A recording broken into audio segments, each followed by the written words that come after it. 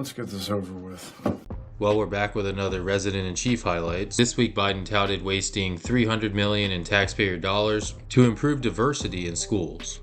He claimed wages are outpacing inflation, which is definitely not true. He claimed multiple times that inflation was at 9% when he took office, when in fact it was around 1.4%, I believe. Because his poll numbers among black voters are much worse than the last time around, Biden went to Morehouse College and looked confused as ever. And he claimed that Xi Jinping once asked him why he's so hard on China, despite the fact that he consistently has said how a rising China is a good thing for the United States. So let's get the highlights started and enjoy watching the world's most powerful and confused man. My Department of Education is investing $300 million, including another $20 million announced today to support diversity in our schools. Stop wasting the taxpayers' money. Inflation has gone slightly up. It was at 9% when I came in. Advisor to Obama, welcome to both of you. Robert, what was inflation when Biden took office? I'll tell you if you don't know. 9-10%. No. Come on. It was 9% when I came to office. 9%. Inflation was actually 1.4% when Biden was sworn in. That's why today I'm announcing new tariffs in key sectors of the economy that are to ensure that our workers are not held back by unfair trade practices. Iowa farmers have been crushed by his tariff war with China, and no one knows better than the folks in Iowa. He thinks that being tough is great. Well, it's really easy to be tough when someone else absorbs the pain. I spent a lot of time with Xi Jinping. Early on, I told him, he said, why am I being unfair with China? Not unfair. I said, look, we'll play by the same rules if you want. If you want to do business in China, you got to have a 51% Chinese owner. You got to provide access to all your intellectual property, etc. You want to do that in America?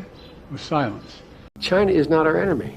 I believe then, and I'm even more convinced now, that a rising China is an incredibly positive development for not only China, but the United States and the rest of the world. It is in our self-interest that China continue to prosper. China is a great nation, and we should hope for the continued expansion. We want to see China rise. A rising China can be a significant asset for the region and the world. China is going to eat our lunch? Come on, man. They're not bad folks. But guess what? They're not they're competition for us. China's not our problem. We can help them with some of their problems. China's not a problem. The idea that China is going to eat our lunch is bizarre. And so, what are we worried about? We talk about China as our competitor. We should be helping. Do you think in retrospect that you were naive about China? No. What a beautiful history we wrote together.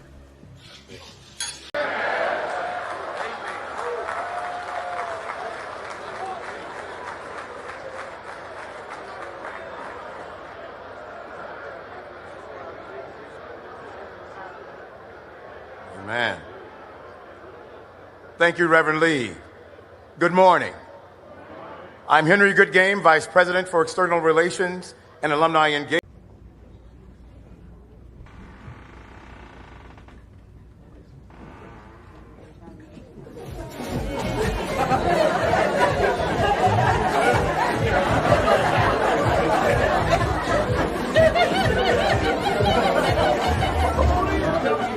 Georgia Democrats, please join me in giving a warm welcome to the 46th President of the United States. We're lowering costs, we're expanding opportunities with your help, we're protecting freedoms.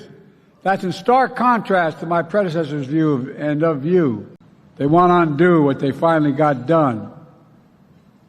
And then what we finally got done is to make up for it. They want to give power back to Big Pharma. The Department of Labor is developing an emergency rule to require all employers with 100 or more employees that together employ over 80 million workers to ensure their workforces are fully vaccinated. Director of my Office of Science and Technology. Where's she already? Where is she? Stand up, kid. I like that dress. Let them see your gown. Acting Labor Secretary Julie Sue. Saying that what he's going to do is going to break the tradition of over 100 years. They're going to tell the Attorney General who he should prosecute. They're going to prosecute him. He's going to get his enemies. I mean, this is the stuff of, this is all anti-democratic, not Democratic Party, democracy. Right. It's at stake with this guy. The hypocrisy abounds. We have just gotten word former President Donald Trump has been indicted by a grand jury in New York. Well, today, the Department of Justice unsealed the historic indictment charging a former president for the first time in history with federal crimes. New charges today concerning the classified documents he took from the White House. Donald Trump is now facing his third criminal indictment. According to a leaked document, the FBI spied on Catholic churches around the Richmond area. The Department of Justice has directed the FBI to use its full authority to investigate any threats targeting school board officials. This just days after a prominent school board association, the National School Board Association, asked the Biden administration for help against parents who are critical of people who work for the school board. This is what the first sounds that Roger Stone woke up to this morning was the FBI pounding on his door. We got to be steady, stay the course, and continue to produce these incredible jobs. And by the way, the pay for the jobs are outpacing the inflation rate they're paying. We're going to be able to deal with this. It's going to take a little more time, but we're just focused on it. The average hourly earnings are now down 2.1% from where they were in January 21 when President Biden took over. That black hole in the middle of your chest, you feel like you're being sucked into. It's like losing part of your soul. I know. When my son Bo spent a year in Iraq, came home with stage 4 glioblastoma, he was going to die, and he did. I know what it's like. I get a feeling that you all know as well who have lost in the past.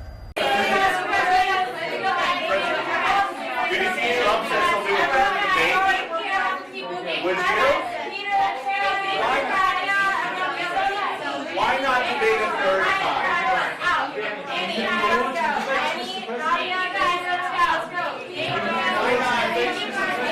I am. Come on. The reason to do this is simple. Electric charging stations have to be as easy to find as a gas station. And that's what this will be. You're not going to have to worry about it. You're taking off and you're not going to be able to make it all across the country without having to figure something else out. My name's Joe Biden. I work for Kamala Harris. I asked her to be my vice president because I knew I needed somebody smarter than me.